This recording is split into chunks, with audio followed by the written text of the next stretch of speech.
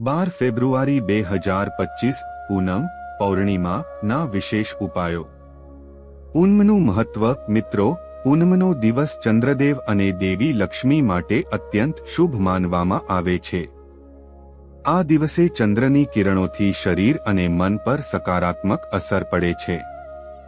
આ દિવસે કરેલા ઉપાયો ખાસ કરીને શાંતિ, સંપત્તિ, આરોગ્ય અને શુભતાને વધારવામાં મદદ કરે છે। 1. ચંદ્રદોષ દૂર કરવા અને શાંતિ માટે ઉપાયો। જો તમે માનસિક તણાવ અનુભવી રહ્યા હો, ભ્રમ, અશાંતિ કે અસંયમિત ચિંતા હોય તો આ ઉપાયો કરો। ચંદ્રદેવને અર્ઘ્ય આપો। રાત્રે ચંદ્રોદયના સમયે તાંબા કે ચાંદીના વાસણમાં કાચું દૂધ, ગંગાજળ અને ચોખા મેળવી ચંદ્રદેવને અર્ઘ્ય આપો। અર્ઘ્ય આપતી વખતે મંત્રનો 11, 21 અથવા 108 વખત જાપ કરો। ચાંદીનો દાન કરો। ચાંદીના સિક્કા કે ચાંદીની કોઈ પણ ચીજ ગરીબોને દાન કરો। માતાને ચાંદીનું દાન કરવાથી જીવનમાં શાંતિ અને સ્નેહ વધે છે। ચંદ્રમંત્રનો જાપ। મંત્ર 108 વાર જાપ કરો।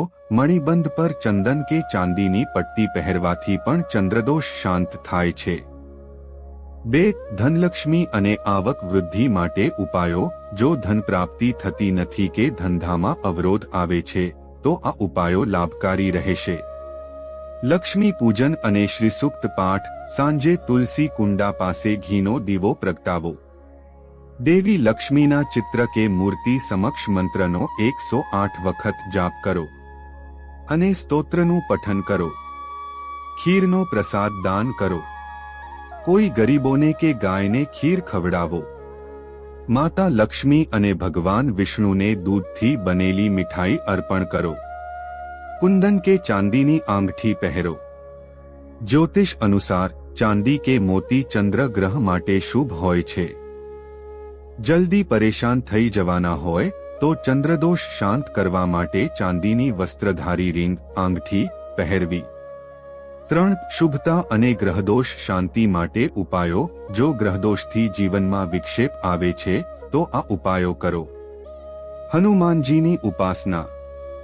રાત્રે 9 થી 12 વાગ્યાની વચ્ચે સુંદરકાંડના પાઠ કરો। હનુમાનજીના મંદિરે સૂર અને ચોળી ચઢાવો। શિવલિંગ પર દૂધ અને ગંગાજળ ચઢાવો। જો ચંદ્રની અશુભ અસર છે તો મંત્રનો 108 વાર જાપ કરવો। રાત્રે દૂધમાં કેસર નાખી પીવું। આ શિવ અને ચંદ્ર બંનેને પ્રસન્ન કરે છે। કાળા તિલ અને ચોખાનું દાન। કોઈ ગરીબોને તલ અને ચોખા દાન કરો। આ ઉપાય શનિચમ।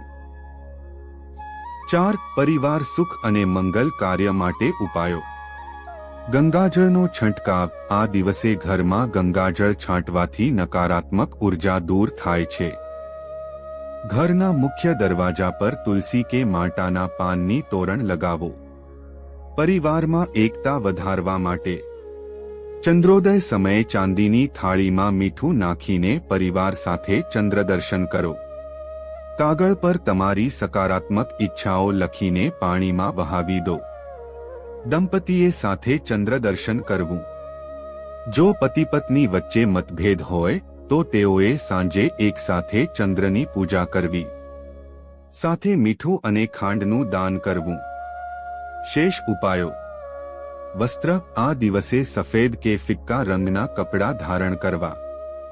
ભોજન। ખીર, દૂધ, તલગોળના લાડુ અને ચોખાના ભોજન કરવાથી લાભ મળે। વિશેષ દાન। ગાયને રોટલી પર દૂધ લગાવી ખવડાવવું। પૂનમના દિવસે કરેલા ઉપાયો વ્યક્તિના જીવનમાં શાંતિ, ધનલક્ષ્મી અને સકારાત્મકતા લાવે છે। ખાસ કરીને ચંદ્રદોષ દૂર કરવા માટે દૂધનો અર્ઘ્ય અને લક્ષ્મી પૂજન અત્યંત અસરકારક રહે છે। જો તમને આ માહિતી ઉપયોગી લાગી હોય તો વિડીયોને લાઇક કરીને ચેનલને સબસ્ક્રાઇબ જરૂર કરજો તથા બાજુમાં આપેલા બેલ આઇકન બટનને એકવાર અવશ્ય દબાવો જેથી અમારા નવા વિડીયો નોટિફિકેશન સૌથી પહેલા તમને મળી રહે। અને હા મિત્રો, બધાને નમ્ર વિનંતી છે કે કોમેન્ટ બોક્સમાં એકવાર સાચા મનથી જય માતાજી જરૂર લખજો જેથી માતાજીની કૃપા આપ સૌ પર બની રહે। તો મિત્રો હવે મળીશું નવા વિડિયો સાથે, ત્યાં સુધી બધાને મારા હર હર મહાદેવ. જય શ્રી રાધે કૃષ્ણ. જય માં બુટ ભવાની. બધા લોકોએ વિડિયોને અંત સુધી જોયો તો બદલ બધાનો ખૂબ ખૂબ આભાર. બધાનો ખૂબ ખૂબ ધન્યવાદ.